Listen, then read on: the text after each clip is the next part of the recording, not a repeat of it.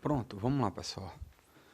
Dando continuidade à nossa luta que interrompida, não precisa estar falando sobre, mas vamos tentar superar essas problemáticas.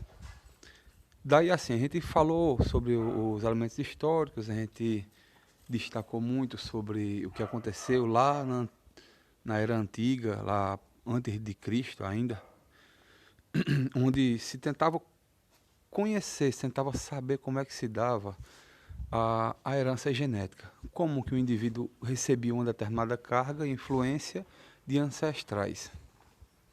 E assim, diversos filósofos, pesquisadores lançaram suas ideias, todas errôneas, onde se citava que partículas de sangue iam para seus descendentes e, enfim, isso perdurou muito até 1800. Muitos pesquisadores tentavam conhecer e chegar ao entendimento de fato do que seria essa essa transmissão de características. O século XIX foi marcado de toda maneira pela descoberta do entendimento de célula. A citologia ela ganhou impulsão, se desenvolveu, apareceu de fato com a descoberta da célula, e isso possibilitou o avanço nas diversas áreas do conhecimento. E claro, com o trabalho também de Darwin lá, com a evolução, a história da evolução, tentando explicar o porquê da existência das coisas, né? Isso tudo marcou esse momento da biologia. E assim, era um momento em que muitos pesquisadores procuravam cruzar plantas e animais para tentar conhecer, definir essas bases de hereditariedade, essas bases evolutivas, tentar compreender como é que os seres evoluíam. E só em 1900, um modesto e subestimado e esquecido trabalho de um monge agostinho já falecido tornou-se conhecido pela comunidade científica em geral. Pessoal, não muda muita coisa não. Desde sempre a gente só dá valor às coisas, só leva a sério o que é feito depois da pessoa morrer, depois de alguém chegar e tocar lá e ver, eita, rapaz, era mesmo, ele falava a verdade. Falou e ninguém nunca deu atenção, e no momento veio aparecer. Enfim, nesse momento surgia uma nova ciência, chamada hoje de genética. A genética que tenta explicar justamente como é que é essa transferência. E aí a gente na agronomia se utiliza muito, a turma da produção animal também se utiliza muito, o zootecnista, o veterinário. E inclusive a medicina humana também se utiliza muito do entendimento de genética para poder superar alguns problemas, dentre eles até de doença de seres humanos. E ia ver aquela coisa, o monge Agostinho, né, chamado de Mendel, Gregor Mendel, era um filho de camponês, nascido em 1822. Veja que só em 1900, 78 anos depois, que o trabalho dele veio à tona, veio ser considerado um trabalho de respeito, um trabalho que realmente revelava o conhecimento da genética. E assim, essa condição de ele viver nessa vida rural, de ser filho de lavradores, claro, o possibilitou a ter contato com animais, com vegetais, e isso pode ter chamado a sua atenção, inclusive para nesse momento ele ter realizado as experimentações e ter observado como feito.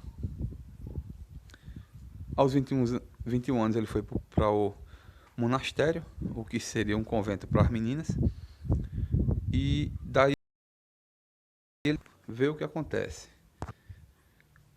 Olha o que é o monastério. Pessoal, é um colégio interno, Na verdade, a ideia é formar monges, é formar estudiosos, religiosos, servidores da igreja. E a igreja serve a comunidade, então formar pessoas que vão servir essa comunidade. Ver que ele passou uma temporada bem significativa, né? Após alguns anos, foi enviado à Universidade de Viena, isso pelo monastério, onde frequentou cursos de física e se submeteu à obtenção de título de professor.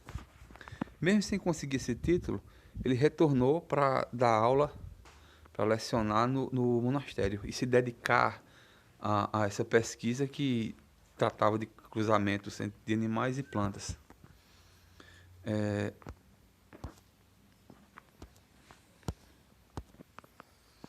Pessoal, desculpem aí o intervalo.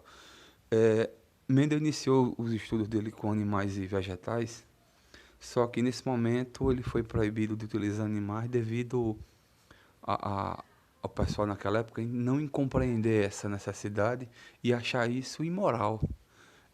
Tá insinuando, tá brincando com o sexo.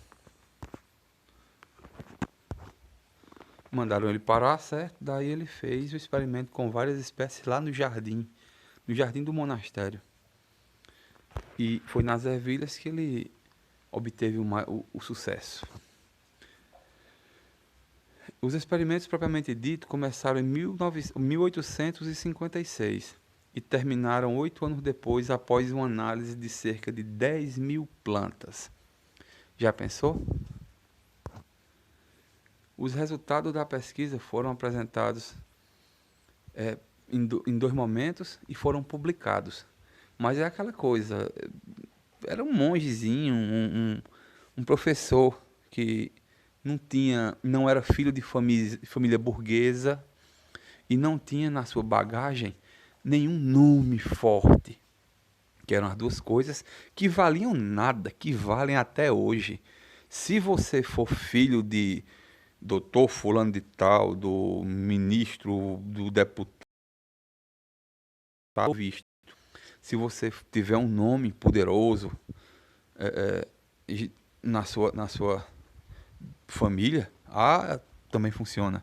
Se não, você fica à mercê, né, da vida e pouco consegue chegar, pouco vem até nós. Essa é a realidade, mas vamos nós. Mendel trabalhando com ervilhas.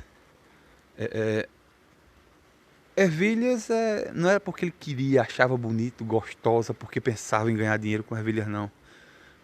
Meramente porque era uma planta que apresentava algumas características que se adequavam ao que ele queria fazer, que era realizar cruzamentos controlados, que era analisar justamente o quão transmitia característica específica, como é que isso se dava. Então a ervilha, ela foi escolhida basicamente por isso, e não porque era uma planta que ele almejava produzir com alguma intenção. E aí vê, a grande variedade de forma disponível, isso é uma coisa que agrada. O que é isso? Tinham plantas de ervilha que tinha a folha num formato, que tinha a semente numa cor, que tinha semente lisa, semente enrugada. A outra era diferente dessa. Então as diferenças bem visuais, isso facilita o trabalho. Por exemplo, você pega milho BRS 1051, milho Gorotuba. Rapaz, o pé de milho é a mesma coisa. A planta em si é a mesma coisa. A produção lá no final da conversa vai mudar, mas não tem assim um conjunto de características bem distintas. Você não se separar, vamos falar de animais, você separar um boé e separar um ânglo. Rapaz, é muito diferente. O boé é branco da cabeça, da gola que a gente chama, castanha. O ângulo são as mais diversas pelagens, porém orelha comprida, em forma de folha, chanfro convexo. Você distingue rapidamente um do outro. Um milho 1051 do milho que eu falei, que eu não recordo o nome agora, não dá para fazer assim, você ter uma distinção tão rápida. Outra questão está relacionada à facilidade de cultivo. Ciclo curto, planta de pequeno porte, isso tudo facilita o trabalho. O tempo curto de geração, eu pego uma planta pura, vou fazer cruzamento, vou mudar outra geração, em um ano eu faço 3, 4, 5 gerações, sem muita dificuldade. A facilidade de realizar cruzamentos controlados. Isso é uma característica específica de algumas plantas, já que elas apresentam mecanismos para provocar a autopolinização ou autofecundação. Isso ainda vem mais à frente e isso possibilita um controle genealógico, mas um controle de cruzamento, certo? Natural.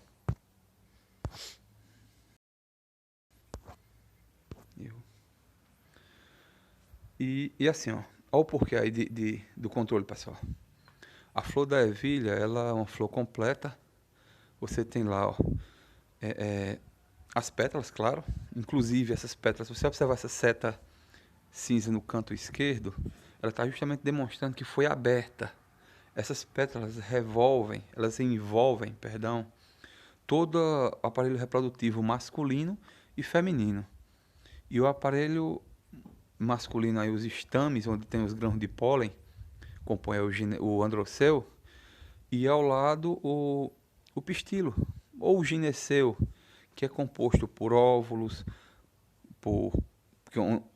composto que estão presentes dentro do ovário, pelo estilete e pelo estigma, que aí vão fazer toda coleta do pólen e encaminhamento para os óvulos, para haver a fecundação. Eles são recobertos, ou seja, e estão próximos um do outro. O androceu está próximo do gineceu, o androceu está próximo do pistilo. Então, isso favorece a autofecundação.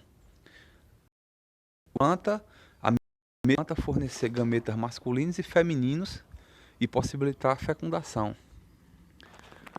Ou seja, aquela carga genética de 50% que o pai passa e 50% que a mãe passa, nesse caso da autopolinização, cada um, a planta mãe, a planta de ervilha, passa 50% do macho e 50% da fêmea. Então isso é uma condição de endogamia, já que a consanguinidade vai sempre se apurando. O aparecimento dos genes, dos alelos recessivos. Isso a gente vai ver mais à frente também, mas isso vai ficando bem afora. Essa flor também ela possibilita um controle do cruzamento, porque você pode muito bem, num momento específico, claro, abrir a pétala, cortar os estames, os metas masculinos no pólen, e vai evitar a autofecundação.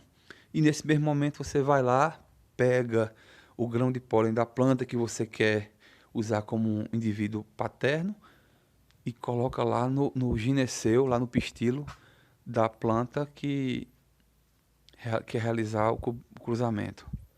Nesse caso, a ervilha. Foi basicamente isso que Mendel fez em 1800. Em princípio, ele obteve 34 variedades, bem distintas, né, morfologicamente falando, e começou a realizar testes.